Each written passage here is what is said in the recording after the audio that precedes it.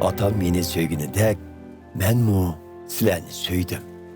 Mening mehr muhabbetimde bolinglar. Agar əmrlərimə əməl qılsanglar, xuddi mən atamның əmrlərinə əməl qılğan və həmişə onun mehr muhabbetida bo'lganimdek, sizlarmu həmişə mening mehr muhabbetimdə bo'lasizlar. Bularni sizlarga xushalligimdan bahramon bo'lsin va xushallığı to'lib toshsin deb aytdim. Mening əmrim shuki, men sizlarga mehr muhabbet ko'rsatgandek, sizlarmu bir-biringlarga mehr muhabbet ko'rsatinglar. Öz dostları üçün cenini pido qilishdan cho'nqur mehr muhabbet yo'qdir. Sizlarga buyurgan əmrlərimni ado qilsanglar, mening dostlarim bo'lasizlar. Endi sizlarni chakar demayman. Chunki chakar xo'jayinning nima qildiganligini bilmaydi. Uning o'rniga sizlarni do'st deyman. Chunki atamdan anglaganlarimning hammasini sizlarga yetkizdim. Sizlar meni tanlag'inglar yo'q. Aksicha, men sizlarni tanladim.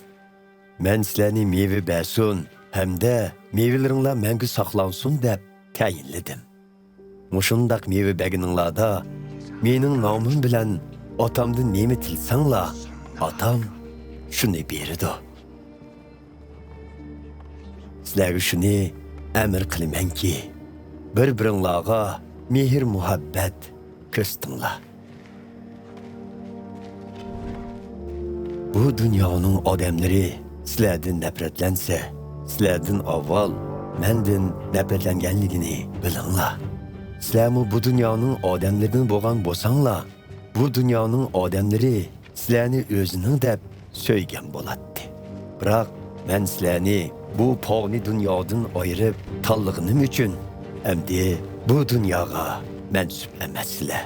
Shuning uchun bu dunyoning odamlari sizlardan nafratlanadi. Men sizlarga aytgan so'zni esinglarda tutinglar. Qul xo'jayindan ustun turmaydi. Menga ziyonkashlik qilganlar sizlarga ziyonkashlik qiladi. Mening so'zimga amal qilganlar sizlarninkiga amal qiladi. Mening nomim sababidan ular sizlarga ziyonkashlik qiladi. Chunki ular meni avat kuchini tonimaydi. Agar men kelib ularga ta'lim bermagan bo'lsam, ularning gunohlari gunoh deb qaralmaydi.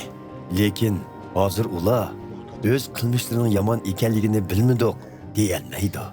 Ularning mendan nafratlanganligi atamdanmi nafratlanganligi bo'ladi. Men ularning orasida boshqa hech kim qilib boqmagan ishlarni qilmagan bo'lsam, ularning gunohlari gunoh deb qaralmaydi. Amaliyotda ular mening qilgan ishlarimni ko'rgan, shundaqdimi yana mendan va atamdan nafratlandi. Lekin buning bilan muqaddas yozmalarda yozilgan hech qanday sababsizla mendan nafratlandi degan so'z amalga oshirildi. Men sizlarga atamning yenidan yordamchi, ya'ni haqiqatga boshlig'uchi muqaddas ruhni avatman. U atamning yenidan kelib menga guvohlik berdi. Sizlarmu menga guvohlik bersizlar. Chunki sizlar boshdan tortib men bilan birga bo'ldinglar.